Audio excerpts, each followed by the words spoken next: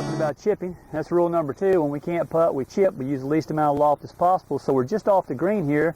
We're going to use maybe a 5-iron. What we've done is we've set up a couple of rods here that basically give us an opportunity to know where we need to land the ball to allow it to roll out to the hole. And Absolutely. I think before we start talking about, exactly what we do chipping, imagination is very important in the short game. So it's good for a student to stand behind the ball, determine where the ball needs to land, and how the slope in the green is going to affect it so we can get it close to the hole.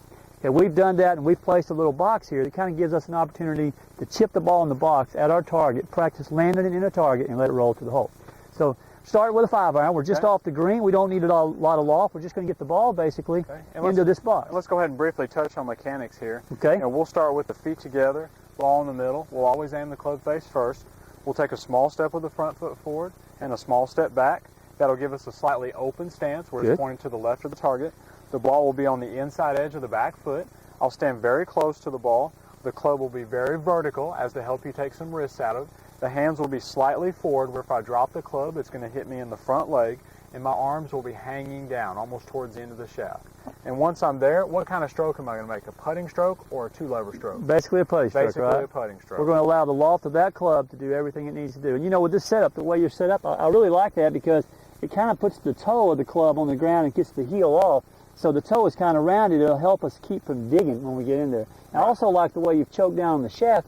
To me, the lower you get your hands on that shaft, the more feel you have. And feel is very important. So all right, let's see a shot.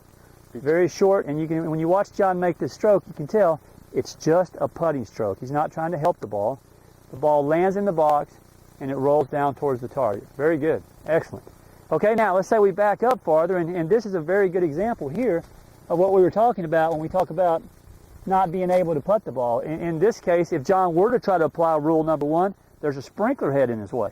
And he doesn't necessarily get relief from that, so John's chose an 8-iron. It's got a little bit more loft. Like you said earlier, it'll carry farther and not roll quite as far. So he's got an 8-iron. He's still going to try to land it in his box and let it roll down to the hole.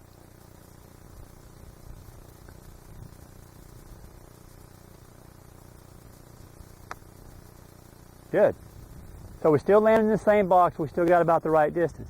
Now as we get farther back away from the green, all we're going to try to do with this is we're going to take a sand wedge or a wedge. It's got a little bit more loft. We've got to carry the ball a little farther and still allow it to roll.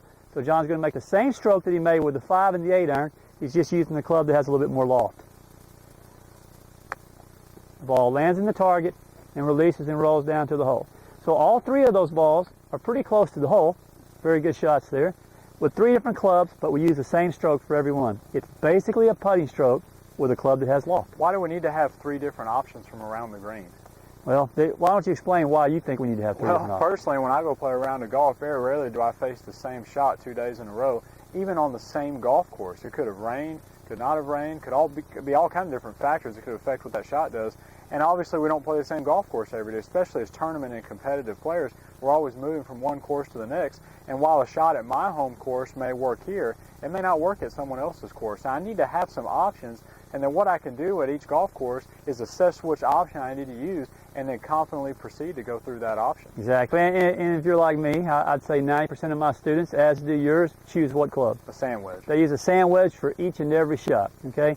Which can be done, and it's not the greatest thing to do because what you basically have to do to use a sand wedge for each one of these shots is to manipulate that club and make it a 5-iron or make it an 8-iron or make it a wedge. So it's best just to choose the club that has the amount of loft necessary to carry the ball to our target and allow it to roll to the hole. Well, that comes back to our motto. We don't change golf swings. We either change clubs or we change our setup. There you go. So that's chipping. Pretty much like putting, but just a whole lot easier. All right, let's talk about pitching the ball a little bit. Okay.